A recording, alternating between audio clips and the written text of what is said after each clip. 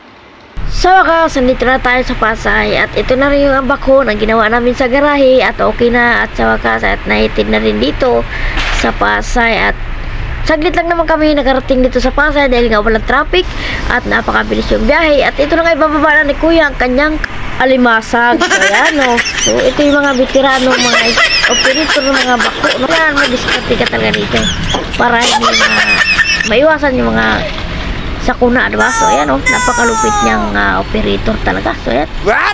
Ayan, at ito kanyang helper, no? At napakagaling dito ang kanyang helper, no? At saka sa pagkasama na sa biyahe. At ito yung natuto na rin magmaniho ng truck.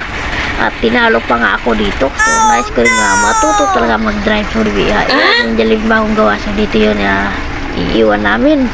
So ayan, at napakalupit itong mga veterano talaga. Siyempre pag veterano talaga ay napakalupit yan talaga pagdating sa mga itong excavator, lalo na sa pagbaba akyat.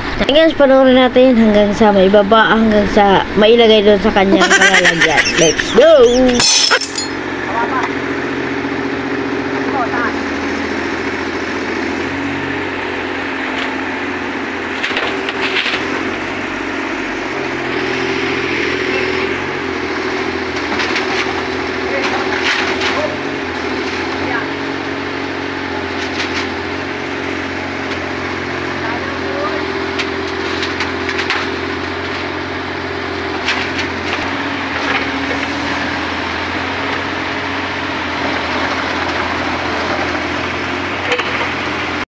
So guys, uwi na tayo. Let's go!